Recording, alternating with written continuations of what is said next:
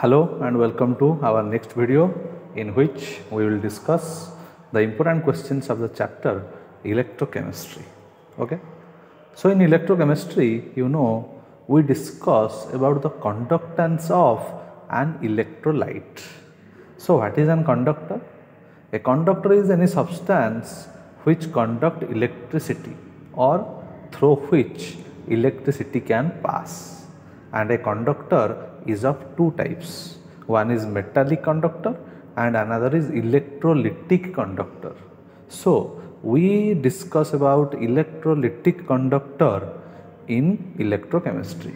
So electrolytic conductor means electrolyte which is a solution which can conduct electricity in aqueous solution or in molten state. Molten state means the liquid form of a solid substance is called molten state, and if we put any substance in aqueous solution, that is in water, and it shows electricity, then it is called electrolyte. For example, NaCl, when we add some amount of NaCl in water, then it shows conductance. So we will discuss about what are the important characteristics or important properties related to an electrolyte, and we will discuss the questions about that which has been asked in the previous years. So electrochemistry and electrolyte. So wherever there is an electrolyte, there are two ends. One is anode and another is cathode.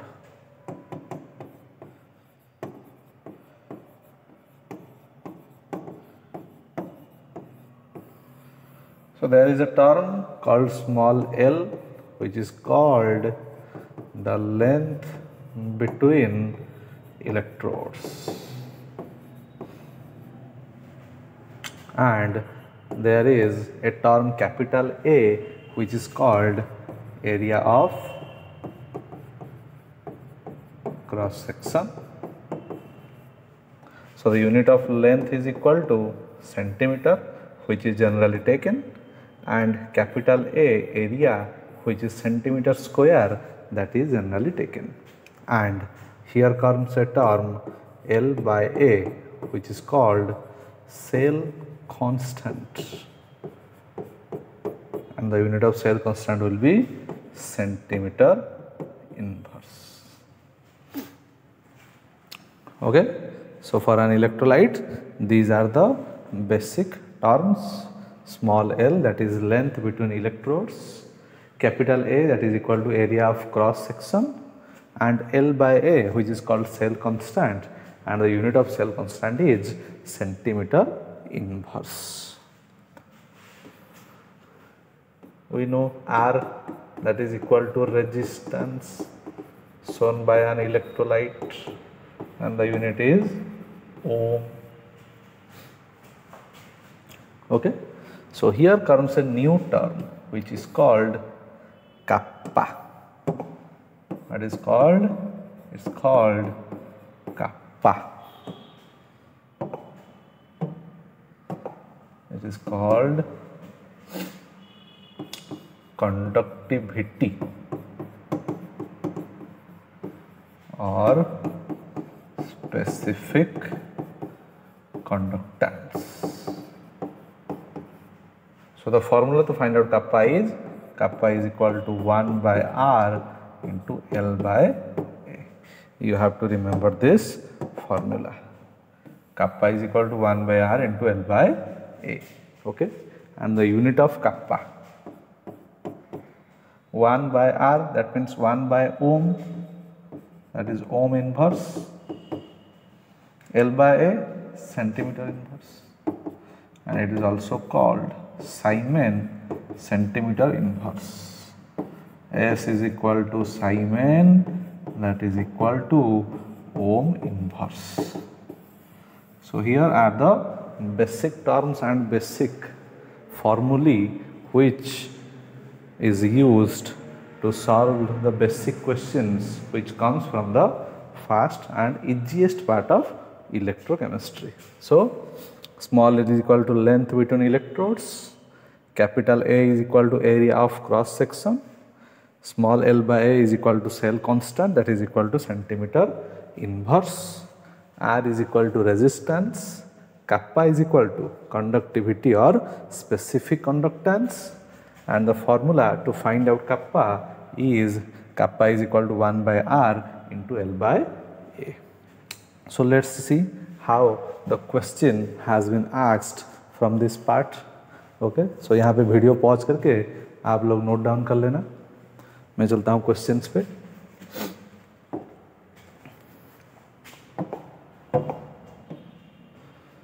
Question. The very easy question that has been asked 2021 CBSE.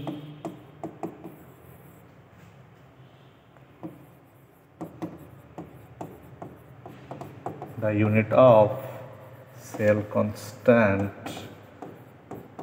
is dash 1 marks 2022 CHSC में फिर पूछ लिया उसने. The unit of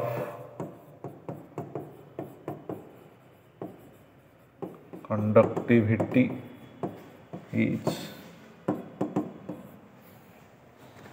and there is also small numerical which has been asked in 2022 CHSC.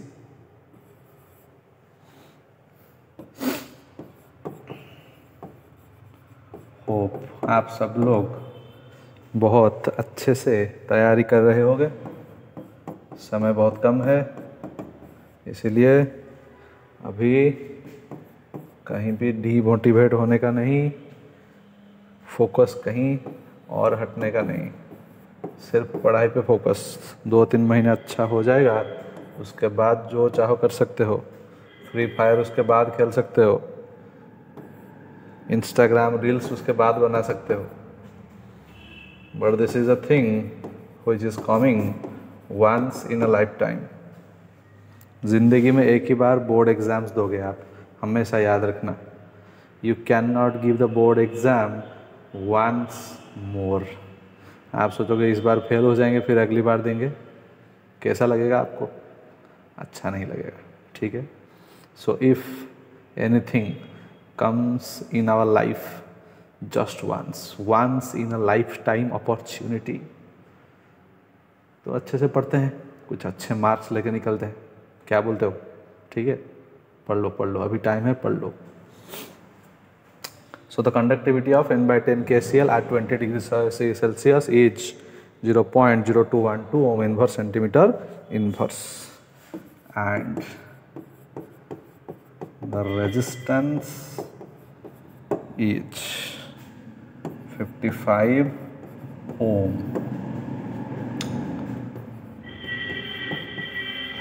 The cell constant is, yes. ये भी 1 mark का question, बहुत ही easy numericals पूछा हुआ है. तो पहले ऊपर का जो 2 फिल इन द ब्लैंक्स हैं उसको कर लेते हैं. क्या पूछा है? The unit of cell constant. Unit of cell constant is centimetre inverse, या फिर मीटर इनवर्स भी लिख सकते हो. अगर एमसीक्यू होगा तो देख लेना, जो भी लेंथ का इन्वर्स में आया होगा ऑप्शन, वो वाला चूज कर लेना. द यूनिट ऑफ कंडक्टिविटी यहीं पे क्लियरली दिया हुआ है, ओम इनवर्स, सेंटीमीटर इनवर्स, और फिर इसको साइमन सेंटीमीटर इनवर्स भी लिख सकते हैं. नाउ इसके इस पे आते हैं. कंडक्टिविटी दिया हुआ है, given kappa is equal to 0.0212 ohm inverse centimeter inverse, and the resistance R is equal to 55 ohm. Cell constant kappa is equal to 1 by R into L by A. So L by A is equal to R जाके उधर cross multiply हो जाएगा, kappa into R. बार 100 बार कह चुका हूँ, फिर और एक बार बोलता हूँ, जब भी कोई न्यूमेरिकल करो हमेशा उसके यूनिट के साथ डालो उसको. ठीक है, बिना यूनिट के कुछ भी वैल्यू नहीं डालने का. Kappa 0.0212 ohm inverse centimetre inverse into resistance 55 ohm. Ohm inverse cancels out 0.0212 into 55। देख लेते हैं कितना आता है। 0.0212 into 55 that is equal to 1.166। Unit आपको क्लियरली यहाँ पे दिख रहा है, क्या बच जाएगा? Centimetre inverse. अगर हमेशा यूनिट के साथ क्वेश्चन डाल के करोगे तो लास्ट में यूनिट के लिए आपको घबराना नहीं पड़ेगा, आपको खुद ब खुद सामने दिख जाएगा यूनिट क्या रहेगा आंसर का। ठीक है, तो ये था एक बहुत ही ईजी क्वेश्चन जो कि दिया हुआ है फर्स्ट पार्ट ऑफ इलेक्ट्रोकेमिस्ट्री से। ठीक है, इसको आप पॉज करके नोट डाउन कर लेना, फिर चलते हैं नेक्स्ट क्वेश्चन पे, नेक्स्ट पार्ट पे। नेक्स्ट हमारा आएगा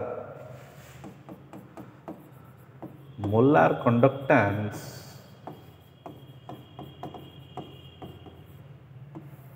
जिसको हम बोलते हैं lambda m and equivalent conductance जिसको हम बोलते हैं lambda EQ। So what is molar conductance and what is equivalent conductance? So easily बोल सकते हैं, it is the conductance shown by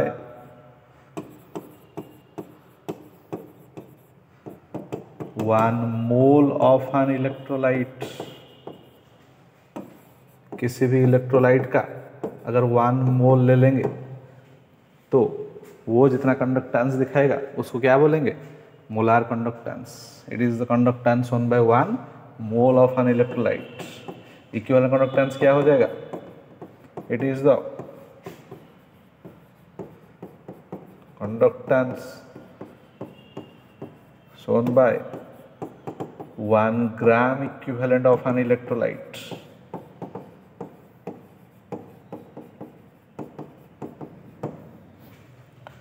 Mathematically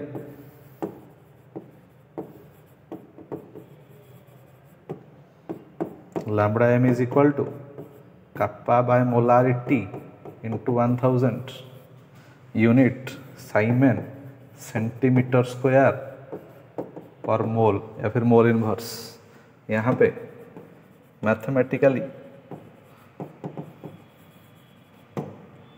lambda EQ is equal to kappa by normality into 1000 Simon centimetre square पर gram equivalent. ठीक है, ये एक easy सा question जो कि दिया हुआ है। दो आसान से फॉर्मूले, एक मोलार कंडक्टेंस कैलकुलेशन करने के लिए और दूसरा इक्विवेलेंट कंडक्टेंस कैलकुलेशन करने के लिए। Molar conductance is the conductance shown by 1 mole of an electrolyte and equivalent conductance is the conductance shown by 1 gram equivalent of an electrolyte। इसमें से एक क्वेश्चन दिया हुआ है जिसको हम बोलते हैं न्यूमेरिकल कंटेनिंग 2 सॉल्यूशंस। कितने सॉल्यूशन होंगे उसमें? 2 सॉल्यूशन। पहले सॉल्यूशन का दिया रहेगा कप्पा और आर। ध्यान से सुनना, मैं क्या बोल रहा हूँ, क्वेश्चन लिखूंगा मैं, करेंगे हम, लेकिन ध्यान से सुन लो पहले क्या बताता है उस क्वेश्चन में। पहले सॉल्यूशन का दिया होगा कप्पा और आर, रेजिस्टेंस, कंडक्टिविटी। सेकंड का दिया होगा सिर्फ रेजिस्टेंस। तो पहले वाले सॉल्यूशन के जो भी गिवन होंगे उसमें से हम निकाल लेंगे L/A, सेल कांस्टेंट निकाल लेंगे। दिया होगा कि दोनों ही सॉल्यूशन हम एक ही सेल पे लेते हैं, तो दोनों का सेल कांस्टेंट का वैल्यू क्या हो जाएगा? सेम हो जाएगा। तो उसके लिए जो L/A आएगा इसके लिए भी L/A का वैल्यू सेम ही होगा। तो सेकेंड सॉल्यूशन का दिया हुआ था रेजिस्टेंस, हमने L/A निकाल लिया पहले सॉल्यूशन के गिवन वैल्यूज से, तो हमारा यहाँ पे कप्पा निकल जाएगा सेकेंड सॉल्यूशन का। फिर उसका जो भी मोलारिटी दिया होगा या फिर नॉर्मलिटी दिया होगा उसको डाल के इक्विवेलेंट कंडक्टेंस और मोलार कंडक्टेंस निकाल सकते हैं। ठीक है, so this is a problem containing 2 solutions. In the first solution, the value of kappa is given and the value of r is given. So you have to calculate the value of L by A, that is cell constant. Since both the solutions are taken in same cell, so the value of cell constant will be same for the second solution, and the resistance of the second solution will also be given. So from that you can calculate the kappa value and lambda m or lambda eq, whichever has been asked in the question from the question. Okay, so let us, तो ये रहा हमारा question जो कि दो solution दिए हुए हैं, आप देख सकते हो, एक HgNO3 सॉल्यूशन है और एक KCl सॉल्यूशन है. When a conductance or conductivity cell was filled with 0.05 m KCl, molarity उसने दे दिया. It has a resistance of 100 ohm. फिर when the same cell was filled with 0.02 m HgNO3, the resistance was 90 ohm. दोनों का resistance दे दिया, एक का काप्पा का value दिया हुआ है. तो जिसका काप्पा का वैल्यू दिया हुआ है उसी में से हम क्या निकालेंगे, सेल कांस्टेंट. तो लिखते हैं गिवन, पहले कौन सा सॉल्यूशन लेते हैं जिसका काप्पा दिया हुआ है, 0.05 m KCl resistance, R is equal to 100 ohm, kappa is equal to 1.35 into 10 to the power minus 2 ohm inverse centimeter inverse. Kappa is equal to 1 by R into L by A. So L by A is equal to kappa into R, that is equal to 1.35 into 10 to the power minus 2 ohm inverse centimeter inverse into 100 ohm. Ohm inverse cancels out, 10 to the power minus 200 cancels out, and it is 1.35 centimeter inverse. ठीक, यहाँ पे लिख देंगे since both solutions are taken in same cell, so L by A for HgNO3 will also be equal to 1.35 centimetre inverse. देख लो यहाँ पे, video को pause करके लिख लो. हमने बस जिसका काप्पा और रेजिस्टेंस दिया हुआ था उसी को डाल के सेल कांस्टेंट हमने निकाल दिया. फिर HgNO3 सॉल्यूशन का दिखेंगे. HgNO3 सॉल्यूशन का क्या दिया हुआ है, रेजिस्टेंस 90 ओम, हमने निकाल लिया सेल कांस्टेंट 1.35 सेंटीमीटर इनवर्स. यहाँ पे रेजिस्टेंस दिया हुआ है 90 ओम. ठीक है, 1.35 centimetre inverse. So kappa is equal to 1 by R into L by A, that is equal to 1 by 90 ohm into 1.35 centimeter inverse. So 1.35 divided by 90 कितना होगा देखते हैं. 1.35 divided by 90, that is equal to 0.015 unit. Ohm ऊपर चला जाएगा, ohm inverse हो जाएगा, centimetre inverse.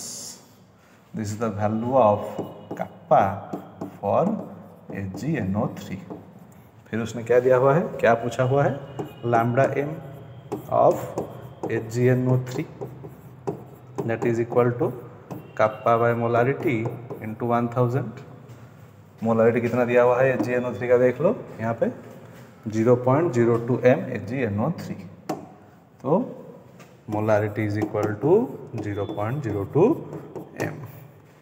सो kappa का value 0.015 divided by molarity 0.02 into 1000 कितना आएगा देखते हैं.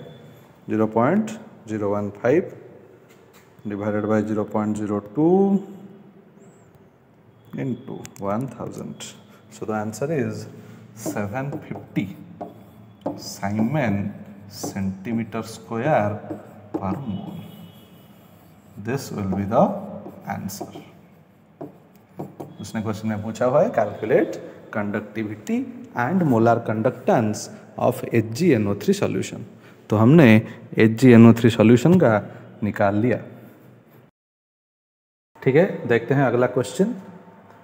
ये पूछा हुआ है CHSC में 2 बार, 2018 और 2022 में। State and explain Kohlrausch's law of independent migration of ions. Kohlrausch's law क्या है, मैं बस आपको थोड़ा समझा देता हूँ, फिर लैंग्वेज देख लेंगे। जब हम कोई सॉल्यूशन है उसको डाइल्यूट करते हैं, ठीक है, मान लो हमने पानी 100 ml ले लिया, उसमें कुछ भी NaCl ऐड कर दिया, तो वो कुछ दिखाएगा कंडक्टेंस। अगर हम 100 ml में और पानी डालेंगे, सिर्फ उसको डाइल्यूट करेंगे, what is dilution? The addition of solvent only without addition of any solute is called dilution.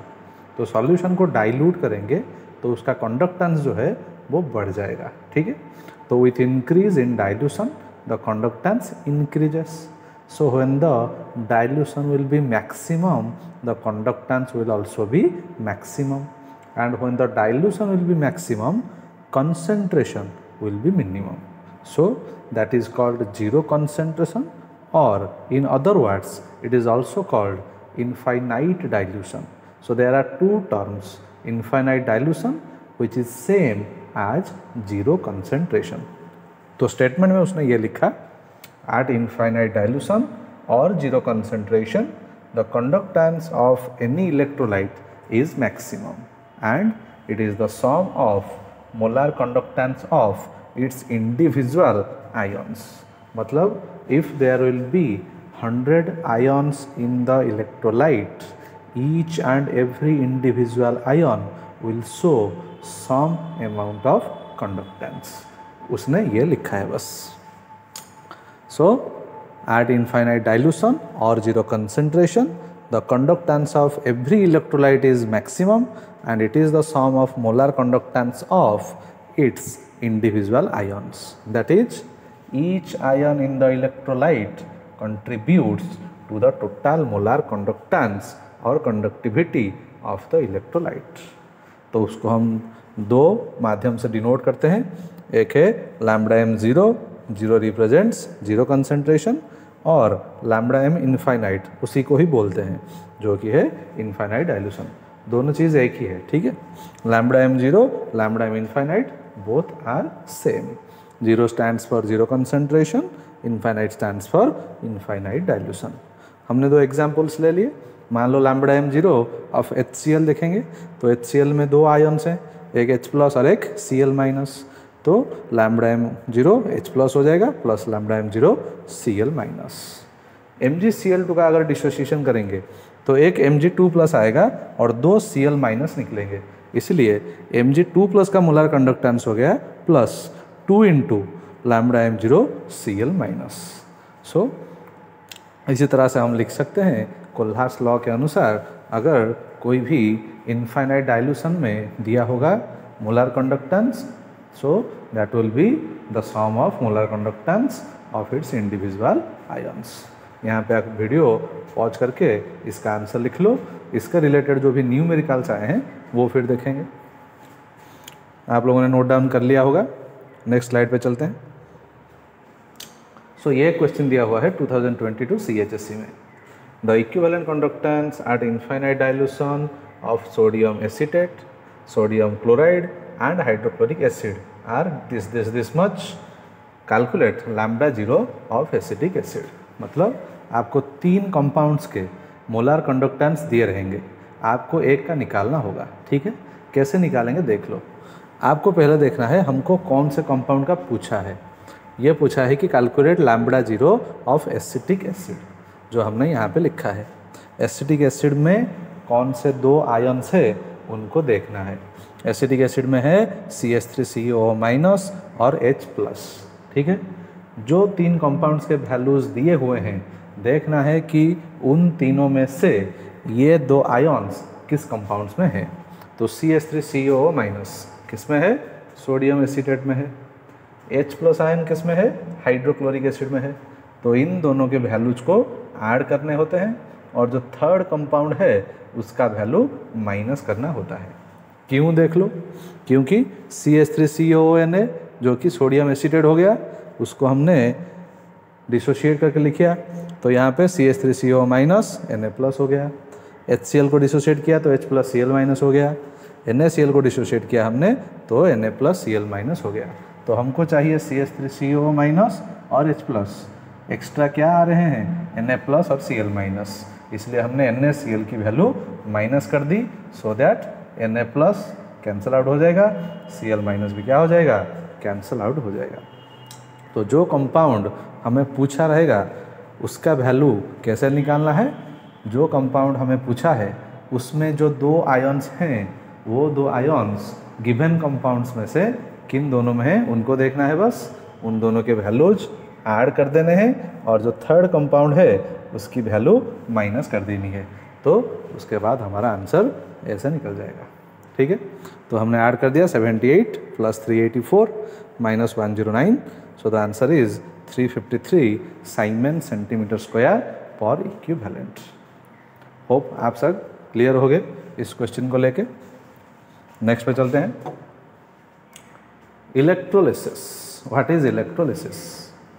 ये मैंने यहाँ पे थोड़ा आपको थ्योरी डिस्क्राइब किया हुआ है, क्योंकि इलेक्ट्रोलिसिस अब अगर आप नहीं समझोगे तो उसके रिलेटेड क्वेश्चंस नहीं कर पाओगे। ठीक है, तो what is electrolysis? Very basic definition of electrolysis says electro means electricity and lysis means break down. तो मतलब कोई भी अगर हम बॉन्ड ब्रेक करते हैं, कैसे? इलेक्ट्रिसिटी देकर, इलेक्ट्रिसिटी प्रोवाइड करके अगर कोई बॉन्ड ब्रेक हो रहा है, कोई केमिकल रिएक्शन हो रही है, तो उसको हम क्या बोलते हैं? इलेक्ट्रोलिसिस बोलते हैं। ठीक है, so the process of break down of bonds, that is to perform a chemical reaction by passing electricity is called electrolysis, and the electrolysis occurs in electrolytic cell. Electrolytic cell मतलब हमें पता है 2 प्रकार के सेल होते हैं, एक होता है गाल्वानिक सेल, दूसरा होता है इलेक्ट्रोलिटिक सेल। यहाँ पे क्लियरली लिखा हुआ है मैंने, galvanic cells are those cells which convert chemical energy into electrical energy and electrolytic cells are those which converts electrical energy to chemical energy. तो एक चीज़ आप याद रखना, गाल्वानिक सेल के जो डिटेल्स हैं उनको याद रखने का एक शॉर्टकट है, उसको बोलते हैं लोन। क्या है? Loan, LOAN। याद रखना, गाल्वानिक सेल ने बैंक से लोन लिया हुआ है। ठीक है, इस तरह का एक शॉर्टकट याद करके हम लिख सकते हैं। So left oxidation, anode and negative, तो इस साइड में हो जाएगा राइट रिडक्शन, कैथोड और पॉजिटिव। होता क्या है, गाल्वानिक सेल में 2 कंपार्टमेंट्स होते हैं, एक लेफ्ट वाला कंपार्टमेंट होता है, दूसरा राइट वाला कंपार्टमेंट होता है। तो लेफ्ट वाला जो कंपार्टमेंट होता है उसमें ऑक्सीडेशन होता है, उसको हम एनोड बोलते हैं और उसकी चार्ज नेगेटिव होती है। ठीक है, राइट वाला जो कंपार्टमेंट है उसमें रिडक्शन होता है, उसको हम कैथोड बोलते हैं और उसकी चार्ज पॉजिटिव होती है। ठीक है, वैसे ही इलेक्ट्रोलिटिक सेल, इलेक्ट्रोलिटिक सेल एक ही कंटेनर में होता है तो उसका लेफ्ट लाइट नहीं होता है, लेकिन इसमें भी ऑक्सीडेशन जहाँ पे होता है उसको एनोड बोलते हैं, रिडक्शन जहाँ पे होता है उसको कैथोड बोलते हैं। This is same for both galvanic cell and electrolytic cell. याद रखना, ये भी कभी कभी 1 मार्क का क्वेश्चन पूछा हुआ है। Both in galvanic cell and electrolytic cell oxidation takes place at anode and reduction takes place at cathode, ये हमेशा याद रखना। ठीक है, लेकिन चार्ज क्या करेंगे उसको, यहाँ पे जो है यहाँ पे उसका ऑपोजिट है। ठीक है, गाल्वानिक सेल में एनोड का चार्ज नेगेटिव था, कैथोड का चार्ज पॉजिटिव था, लेकिन यहाँ पे एनोड का चार्ज पॉजिटिव है, कैथोड का चार्ज नेगेटिव है। ये एक चीज़ बस आपको याद रखना है। ठीक है, तो गाल्वानिक सेल और electrolytic cell, in both the cells anode में ऑक्सीडेशन होता है, कैथोड में रिडक्शन होता है। ठीक है, लेकिन चार्ज दोनों के अलग अलग हैं। यहाँ पे anode is negative, cathode is positive, यहाँ पे anode is positive and cathode is negative. ठीक है, फिर देखते हैं इलेक्ट्रोलिसिस से क्या क्या क्वेश्चन दिए हुए हैं, किसका इलेक्ट्रोलिसिस से ज़्यादा क्वेश्चन पूछा है। तो याद रखना, सबसे ज़्यादा क्वेश्चन पूछा हुआ है हमारा NaCl से। होता क्या है, हम ले लेते हैं कंटेनर। ठीक है, उसके अंदर ले लिया हमने एक सॉल्वेंट, H2 हो गया हमारा सॉल्वेंट, ठीक। फिर NaCl हमने ले लिया, NaCl हमारा हो गया electrolyte. So we took a solvent and we added some electrolyte into it. So there will be 4 ions, Na plus Cl minus, H plus OH minus, 2 cations, one from the electrolyte and another from the solvent, and accordingly 2 anions also, one from the electrolyte and another from the solvent. So whenever there will be chemical reaction, electrolysis means we give electricity and chemical reaction occurs. So when there will be chemical reaction, both the cations will not participate, and also similarly both the anions will not participate. Out of the 2 cations, only one cation will undergo chemical reaction, and from the 2 anions, one anion will undergo chemical reaction. तो कौन सा वाला cation reaction करेगा, कौन सा वाला anion reaction करेगा, that depends upon the ionic mobility. But ionic mobility, ionic mobility means the speed और the velocity of movement of ions. किस स्पीड से जब इलेक्ट्रिसिटी पास होगा, एक आयन एक पॉइंट से दूसरे पॉइंट तक पहुंचता है, उसको हम बोलते हैं आयोनिक मोबिलिटी. द स्पीड और the velocity with which the ion moves is called ionic mobility. तो जिसकी आयोनिक मोबिलिटी ज़्यादा होगी वो जाके पहले पहुंच जाएगा मेटल इलेक्ट्रोड के पास और उसका केमिकल रिएक्शन हो जाएगा, दूसरे वाले का नहीं होगा. ठीक है, तो मैंने यहाँ पे लिखा है कैटायंस 2 हैं, एक Na प्लस एक H प्लस. उसमें से H प्लस की आयोनिक मोबिलिटी ज़्यादा है, इसलिए उसकी केमिकल रिएक्शन होगी. आनायन दोनों में से एक है Cl माइनस, एक है OH माइनस. Cl माइनस की आयोनिक मोबिलिटी ज़्यादा होगी, OH माइनस की नहीं होगी, क्योंकि OH में एक बॉन्ड है. तो बॉन्ड का मतलब मान लो 2 आदमी हाथ पकड़ के दौड़ रहे हैं एक साथ, ठीक है, तो उनकी स्पीड तो कम ही हो जाएगी. लेकिन Cl माइनस अकेला है तो वो थोड़ा ज़्यादा तेज़ भाग जाता है. ये सब हम बोलने के लिए कह सकते हैं, लेकिन एक्सपेरिमेंटली ये ऑब्जर्व किया गया है कि Cl minus has more ionic mobility than OH minus. ठीक, तो Cl माइनस का केमिकल रिएक्शन होगा, H प्लस का केमिकल रिएक्शन होगा. तो क्या केमिकल रिएक्शन है यहाँ पे आप देख सकते हो. एनोड पे हो रहा है ऑक्सीडेशन, तो Cl minus is getting converted into chlorine gas. Similarly at cathode you can see the reduction of H plus two produce hydrogen gas. Overall chemical reaction, दोनों का रिएक्टेंट साइड दोनों का प्रोडक्ट साइड मिला के लिख रहे हैं.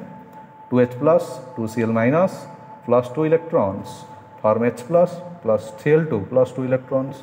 दोनों साइड 2 इलेक्ट्रॉन्स हैं तो कैंसिल आउट कर लेंगे एक दूसरे को. तो हमें क्या मिलता है रिजल्ट में, देखिए Cl2 gas is liberated at anode and H2 gas is liberated at cathode. 2022 में एक क्वेश्चन पूछा हुआ है, during electrolysis of aqueous NaCl Cl2 gas is liberated at dash. तो हम बोल सकते हैं क्या हो जाएगा, Cl2 gas is liberated at anode. अगर उसी तरह से पूछेगा during electrolysis of aqueous NaCl H2 gas is liberated at dash, so हम लिख देंगे H2 gas is liberated at cathode. So this is the all about the electrolysis of NaCl. किस प्रकार होता है हमारा इलेक्ट्रोलिसिस, क्या होता है उसमें, यह हम क्लियरली यहाँ पे देख सकते हैं. ठीक, तो आप वीडियो पॉज करके यहाँ पे नोट डाउन कर लेना. हम चलते हैं next.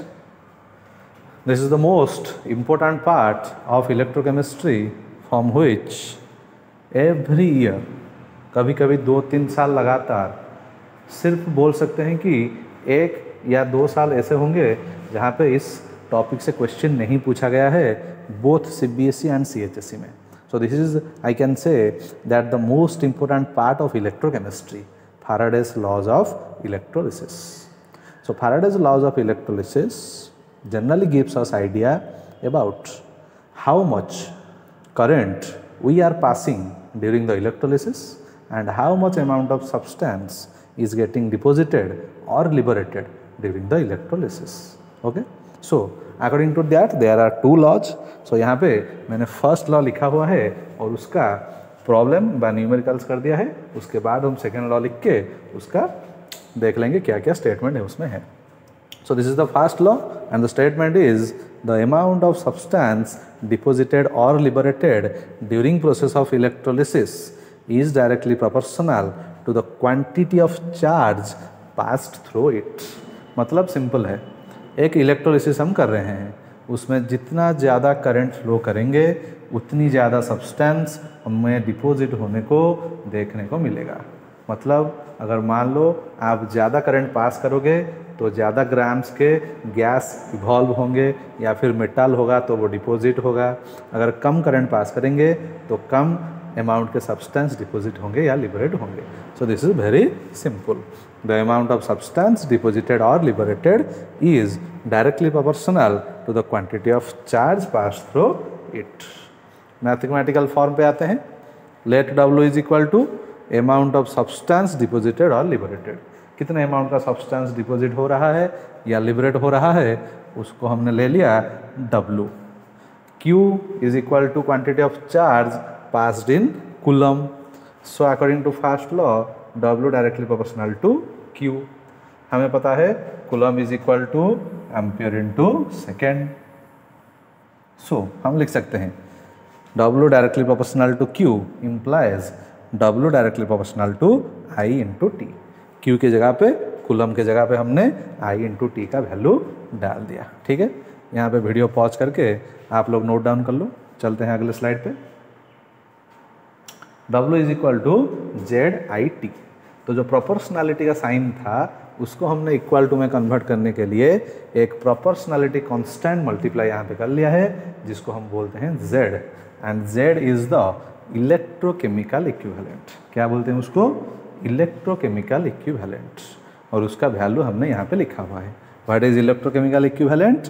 Electrochemical equivalent is equal to equivalent mass divided by 96500। ये वाली चीज़ क्या है? जो ये है 1 फैराडेज का वैल्यू जो कि है 96500 coulomb. So the value of Z is equal to equivalent mass divided by 96500। तो इक्विवेलेंट मास कैसे निकालते हैं? अगर कोई एटम है या फिर एलिमेंट है तो उसका atomic mass divided by valency that will be equal to equivalent mass. अगर कोई मॉलिक्यूल या कंपाउंड दिया हुआ है तो उसका equivalent mass will be equal to its molecular mass divided by x factor. X factor हमने ऑलरेडी पढ़ लिया है, जो कि एसिड क्या होंगे? बेसिसिटी, मतलब एक एसिड कितना H+ रिलीज करता है उसको बोलते हैं एक्स फैक्टर। HCl एक H+ दे रहा है तो उसका एक्स फैक्टर 1 हो जाएगा।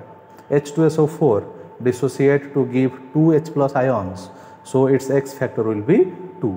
सो accordingly you can know what is the X factor of any compound. Okay, so यहाँ पे वीडियो पॉज करके नोट डाउन कर लो। अगर 2 मार्क्स या 3 मार्क्स के दिए होंगे what do you mean by Faraday's first law of electrolysis, you can write this much, the statement and also the mathematical form of Faraday's first law of electrolysis। so ये जो W is equal to ZIT formula है इसी को लेके हम numericals करेंगे। देखते हैं आगे कैसा न्यूमेरिकल्स आया है। so this is a question from 2021 CHSE board exams। उसने पूछा है CuSO4 solution is electrolyzed for 20 minutes with a current of 3 amperes। So how much copper is deposited at cathode? और उसने दे दिया है equivalent mass of copper is equal to 31.75। ठीक है, देखते हैं फिर क्या क्या गिवन है, उसी हिसाब से आंसर निकालते हैं। So given copper sulfate solution is electrolyzed for 20 minutes, T is equal to 20 minutes। हम उसको क्या करेंगे? सेकेंड्स में कन्वर्ट कर लेंगे। 20 into 60 that is equal to 1200 second. हमने सेकेंड में क्यों कन्वर्ट किया? क्योंकि coulomb is equal to ampere into second, इसलिए सेकेंड में कन्वर्ट करना is mandatory. Okay, so given T is equal to 20 minutes, 20 into 60 is equal to 1200 seconds। Now 3 amperes दिया हुआ है, I is equal to 3 ampere। Equivalent mass of copper. तो Z निकाल लेते हैं, Z is equal to equivalent mass by 96500। Equivalent mass is equal to 31.75 divided by 96500, that is equal to, इसका value निकाल लेते हैं, कितना है 31.75 divided by 96500, that is equal to 0.000329। ठीक, क्या हो जाएगा इसको, gram per coulomb. This is the unit of Z, okay, equivalent mass, gram per coulomb. फिर देखते हैं W is equal to ZIT।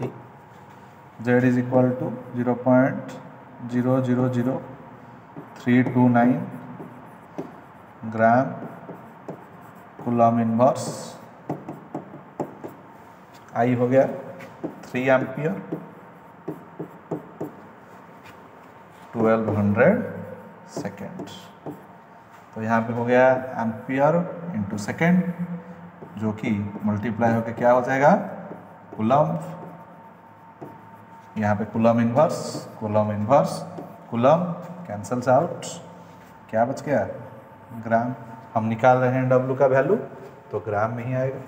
तो देख लेते हैं कितना आता है, 0.000329 into 3 into 1200, the answer is 1.1844, मतलब 1.84 grams. So this will be the answer. So this much amount of copper will be deposited if the copper sulfate solution is electrolyzed for 20 minutes with a current of 3 amperes.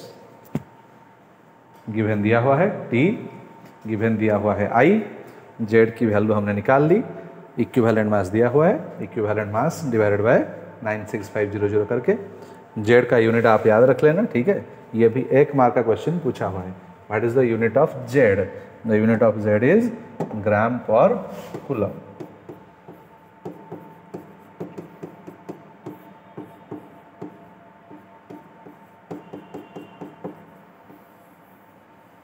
The unit of Z is gram per coulomb, unit of electrochemical equivalent। ये पूछा हुआ है 1 mark का question exam में, ठीक है। सो हमने डाल दिया value Z into I into T, cancel out कर दिए जो भी थे, फिर हमारा लास्ट में बच गया 1.184 grams. So this is a so simple question of 2 marks. बच्चों को बहुत मतलब बहुत ही ज़्यादा, पता नहीं क्यों डिफ़िकल्ट लगता है ये, क्योंकि बच्चे समझते नहीं हैं, ठीक है। So we are not willing to give a very small amount of regular time to improve ourselves, that is the main problem. हमें लगता है कि 2 दिन में सब कुछ पढ़ लेंगे, 2-3 दिन बिल्कुल नहीं सोएंगे, ठीक है, सब पढ़ लेंगे, उसी में सब हो जाएगा। हो भी जाता है, लेकिन जब एग्ज़ाम में आप लोग बैठोगे ना, तो इसके अंदर सब खिचड़ी बन जाएगी। आपको इलेक्ट्रोलिसिस चाहिए होगा, वो आपको ऑर्गेनिक के आंसर्स देगा। आपको ऑर्गेनिक के आंसर चाहिए होगा, वो आपको सॉल्यूशन के आंसर्स देगा। तो उड़िया में कहावत है, धीर पानी पत्थर काटे। It means slow and steady wins the race. आजकल की दुनिया देख के ये तो नहीं बोल सकते कि हमें स्लो होना सही रहेगा, लेकिन इतना तो ज़रूर बोल सकते हैं कि स्टेडी होना मांगता है। You may be so slow और you may not be slow, fast जाओ स्लो जाओ, लेकिन steady is must. A small amount of investment daily can result you cannot think what will be the result if you give every day some time to yourself to improve yourself.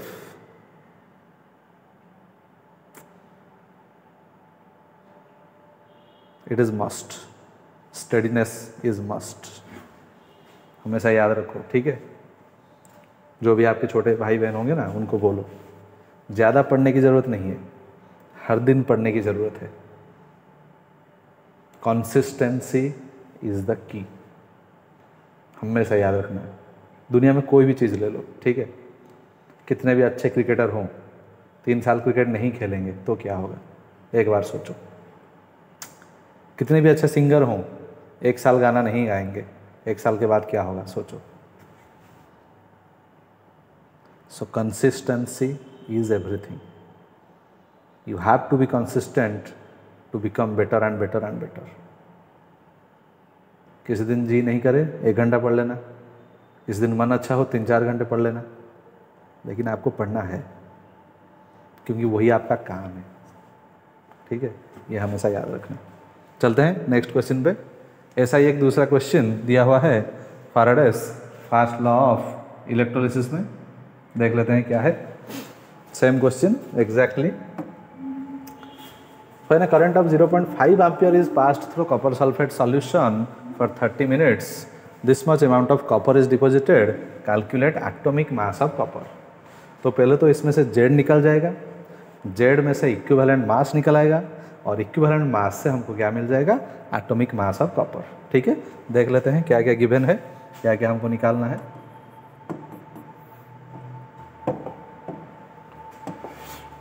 So here given current I is equal to 0.5 ampere, 30 minutes, T is equal to 30 minutes, that is equal to, let us convert it into seconds, 30 into 60, 1800 seconds।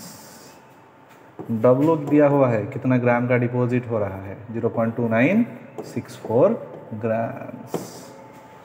So W is equal to ZIT, that implies Z is equal to W by IT, that is equal to 0.2964 ग्राम। हमेशा मैंने बोला है और हमेशा याद रखो, कोई भी न्यूमेरिकल करेंगे हमेशा उसको यूनिट के साथ डालेंगे। Every value will be retained along with its unit, not only the value, okay। I is equal to 0.5 ampere, फिर T is equal to 1800 seconds, that is equal to, value निकाल लेते हैं कितना है, 0.2964 divided by 0.5 into 1800, that is equal to 0.000329। Unit ऊपर है gram, नीचे ampere into second, which is equal to coulomb. But this is not the answer. हमें पूछा हुआ है calculate atomic mass of copper, this is the value of Z। हमें पता है Z is equal to equivalent mass divided by valency, और X factor भी बोल सकते हैं, एक्सक्यूज मी। तो वैलेंसी कैसे पता चलेगा, यहाँ पे बोला है कि कॉपर डिपॉजिट हो रहा है कहाँ से, कॉपर सल्फेट सॉल्यूशन से। So copper sulphate solution is converted to copper solid. So the oxidation state here is +2 and the oxidation state here is 0। तो जितना भी चार्ज यहाँ पे चेंज हो रहा है, that is the valency. So here the valency will be 2, right? Because copper 2 plus is converted to copper 0। मान लो zinc 2 plus zinc 0 में कन्वर्ट होता तो वहाँ पे भी वैलेंसी 2 आ जाता। फिर एल्यूमिनियम 3 प्लस अगर एल्यूमिनियम मेटल में कन्वर्ट होता तो वहाँ पे वैलेंसी कितना आ जाता, 3 आ जाता, ठीक है। Accordingly you can see and right. So equivalent mass is equal to Z into valency, that is equal to 0.000329 into sorry, very sorry,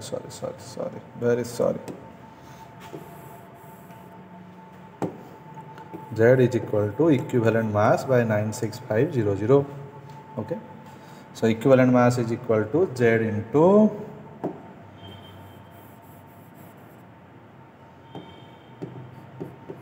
96500, that is equal to 0.000329 into 96500, that is equal to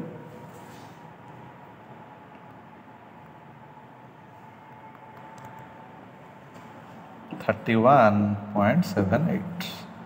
This is the value of equivalent mass. Okay, now we know equivalent mass is equal to atomic mass divided by valency. Copper का पूछा हुआ है, copper एक element है इसलिए हमने atomic mass ले लिया। तो फिर एटॉमिक मास कितना आ जाएगा? Atomic mass is equal to equivalent mass multiplied by valency. So 31.78 into 2, that is equal to 63.56, which is the exact atomic mass of copper.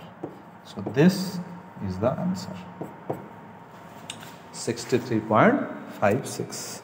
This is the equivalent mass of copper. So like this question comes in the board exams. This is the most important part of electrochemistry, from which most of the times question has been asked both in CBSE and CHSE examinations. What is Faraday's laws of electrolysis? So यहाँ पे pause करके आप लोग note down कर लेना, आसान से numericals दोनों जो हमने कर लिए प्रीवियस ईयर क्वेश्चंस में। चलते हैं अगले स्लाइड पे। ये क्वेश्चन 2 बार पूछा हुआ है इलेक्ट्रोलिसिस ऑफ NaCl से। How will be the pH of aqueous NaCl affected when it is electrolyzed, or what happens to the pH of aqueous NaCl when it is electrolyzed? मतलब ये पूछ रहा है कि जब NaCl का इलेक्ट्रोलिसिस होगा तो उसमें pH में क्या चेंज आएगा। ठीक है, तो हमने लिख लिया इलेक्ट्रोलिसिस ऑफ aqueous NaCl, अभी डिस्कस किया था कुछ देर पहले। एनोड में क्लोरीन गैस निकल रहा है, रिडक्शन में कैथोड पे हाइड्रोजन गैस निकल रहा है। Cl माइनस रिएक्शन हो गया, H प्लस का रिएक्शन हो गया, तो सॉल्यूशन में हमारा क्या बच गया? सो Na plus and OH minus remains in the solution. पहले NaCl था, Cl माइनस का रिएक्शन हो गया, Na प्लस बच गया। H2O हमने वाटर लिया था, उसमें से H प्लस का रिएक्शन हो गया, OH माइनस बच गया। सो Na plus and OH minus remains in the solution which forms NaOH। ये दोनों मिलकर क्या बना लेते हैं? सोडियम हाइड्रोक्साइड बना लेते हैं, व्हिच इज़ अ बेस। मतलब हमारा जो सॉल्यूशन होगा, जो रिएक्शन मिक्सचर होगा, उसमें NaOH का फॉर्मेशन होगा, तो मतलब रिएक्शन बेस हो जाएगा। क्या हो जाएगा? बेस हो जाएगा। Hence the pH of the solution increases when it is electrolyzed. Whenever there will be more concentration of NaOH, the solution will be basic, and if the solution will be basic, the pH will increase. तो वही यहाँ पे दिया हुआ है कि अगर NaCl का हम इलेक्ट्रोलिसिस करेंगे तो Cl माइनस का तो रिएक्शन हो गया, H प्लस का तो रिएक्शन हो गया, सॉल्यूशन में क्या बच गया? Na प्लस और OH माइनस। उन दोनों ने मिलके क्या बना लिया? NaOH बना लिया। तो सॉल्यूशन हमारा बेसिक हो गया, और उसके लिए हमारा जो क्या बोलते हैं सॉल्यूशन का pH इंक्रीज हो गया और सॉल्यूशन बेसिक बन गया। क्या बन गया? बेसिक बन गया।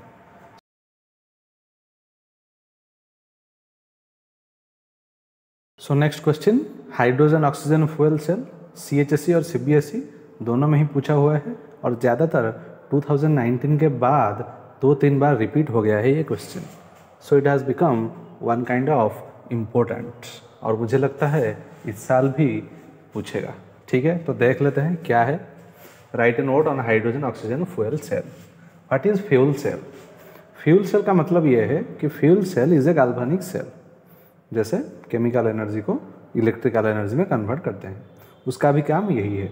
लेकिन वहाँ पे एक फ्यूल हिसाब से कोई केमिकल को लेके उसको कंबसन करके उससे जो एनर्जी निकलता है उससे इलेक्ट्रिकल एनर्जी में कन्वर्ट करते हैं। तो डेफिनेशन ये हो गया, fuel cells are galvanic cells which convert the chemical energy of a fuel to produce electricity. Electricity produce करने के लिए फ्यूल सेल क्या करता है, किसी केमिकल एनर्जी को फ्यूल के केमिकल एनर्जी को इलेक्ट्रिसिटी में कन्वर्ट करता है। One of the most successful fuel cells is hydrogen oxygen fuel cell in which hydrogen reacts with oxygen to form water and also produce electricity. तो इसमें होता क्या है, hydrogen and oxygen reacts and produce water, और water निकलने के साथ साथ हमें इलेक्ट्रिसिटी भी मिलता है। तो दो काम हमें एक साथ हो जाते हैं, वाटर भी मिल जाता है और इलेक्ट्रिसिटी भी प्रोड्यूस हो जाता है। So this is a kind of very much beneficial for us, and due to this reason this cell was used for providing electricity in Apollo space programme. ये 2022 CHSE में 1 मार्क्स का question पूछा हुआ है। Which of the following fuel cell was used in Apollo space programme. तो यार नाम याद रखना, हाइड्रोजन ऑक्सीजन फ्यूल सेल को अपोलो स्पेस प्रोग्राम में यूज़ किया गया था वाटर निकालने के लिए, और उसी से इलेक्ट्रिसिटी भी प्रोड्यूस एक साथ हो सकता है, दोनों काम एक साथ। वर्किंग देख लेते हैं क्या होता है इसमें। In this cell hydrogen and oxygen are bubbled through porous carbon electrodes into concentrated aqueous KOH, जो हमने इलेक्ट्रोलाइट लिया हुआ है। तो इस सेल में KOH या फिर NaOH सोडियम हाइड्रोक्साइड और पोटेशियम हाइड्रोक्साइड दोनों को हम इलेक्ट्रोलाइट के हिसाब से ले सकते हैं। दो साइड में, एक साइड से हाइड्रोजन गैस का इनलेट होगा, दूसरे साइड से ऑक्सीजन गैस का इनलेट होगा। KOH में जाके दोनों मिलेंगे और वाटर प्रोड्यूस करेंगे, और उसी के साथ साथ इलेक्ट्रिसिटी जनरेट होगी। ठीक है। और catalyst like finally divided platinum और palladium is added to increase और enhance the rate of reaction. So यहाँ पे हमने कैटालिस्ट क्या ले लिया, प्लैटिनम और पैलेडियम। पोरस जो कार्बन इलेक्ट्रोड्स होंगे, पोरस का मतलब होता है जिसमें पोर्स होते हैं, पोर्स का मतलब छेद, जो छोटे छोटे छेद होंगे, फाइनली डिवाइडेड प्लैटिनम और पैलेडियम वहाँ जाके बैठ जाएंगे, क्या बोल सकते हैं, ऐसे जो होल्स होंगे, होल्स के अंदर कुछ मेटल्स हमने डाल दिया, तो वो क्या करेंगे, कैटालिस्ट के हिसाब से काम करेंगे। ठीक है, देख लेते हैं इसका डायग्राम और इसका chemical reaction. So this is the chemical reaction for hydrogen oxygen fuel cell. In the anode and oxidation occurs, oxidation of hydrogen occurs. Hydrogen जो कि यहाँ पे फ्री स्टेट में था, जीरो ऑक्सीडेशन स्टेट में यहाँ पे +1 में कन्वर्ट हो गया, तो हाइड्रोजन का हो गया ऑक्सीडेशन। ऑक्सीजन जो कि जीरो ऑक्सीडेशन स्टेट में था वो -2 में कन्वर्ट हो गया। OH के ऊपर टोटल चार्ज माइनस है, मतलब ऑक्सीजन का चार्ज होगा -2, हाइड्रोजन का होगा +2, इसलिए हाइड्रोजन का +1, इसलिए दोनों का मिला के ओवरऑल -1 आएगा। तो यहाँ पे हो गया हाइड्रोजन का ऑक्सीडेशन, ऑक्सीजन का रिडक्शन, दोनों को मिला के ये है ओवरऑल रिएक्शन, जिसमें हाइड्रोजन ऑक्सीजन मिलके वाटर दे रहे हैं। तो this is a very simple chemical reaction which we already know, but chemical reaction को यूज़ करके इलेक्ट्रिसिटी भी प्रोड्यूस हो सकता है, ये हमें हाइड्रोजन ऑक्सीजन फ्यूल सेल से पता चला। ठीक है, तो दोनों काम यहाँ पे हो जाते हैं, वाटर भी हमें मिल जाता है, इलेक्ट्रिसिटी भी मिल जाती है। ठीक है, and this works with efficiency of nearly 70%।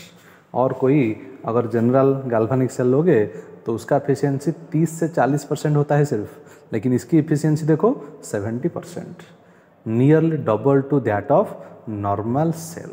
So this is very much beneficiary for us. इसको सब लिख के डायग्राम कर देना। यहाँ पे हाइड्रोजन गैस इनलेट किया एक साइड से, दूसरे साइड से ऑक्सीजन गैस को इनलेट किया गया। यहाँ पे KOH हमने अंदर इलेक्ट्रोलाइट लिया हुआ है, ये एक पोरस कार्बन इलेक्ट्रोड, ये एक पोरस कार्बन इलेक्ट्रोड, पॉजिटिव और नेगेटिव, और तीसरे साइड से वाटर हमारा आउट हो रहा है। So this is all about hydrogen oxygen fuel cell. तो ये वाला आप पॉज करके लिख लो जो लैंग्वेज लिखा हुआ है, फिर इसको पॉज करके लिखने के बाद ये वाला लिख लो जहाँ पे डायग्राम और इलेक्ट्रोड के रिएक्शंस दिए हुए हैं। चलते हैं फिर नेक्स्ट और लास्ट क्वेश्चन ऑफ इलेक्ट्रोकेमिस्ट्री पे। Define corrosion and give chemical reaction for rusting of iron. ये अब तक एक ही बार सिर्फ बोर्ड्स में पूछा हुआ है। रस्टिंग ऑफ आयरन का केमिकल रिएक्शन लिखो और करोजन का डेफिनेशन क्या है लिखो। तो so corrosion is a natural process which converts a refined metal into more chemically stable form such as hydroxide, oxide, sulfide etc. और रस्टिंग ऑफ आयरन का केमिकल रिएक्शन दिया हुआ है।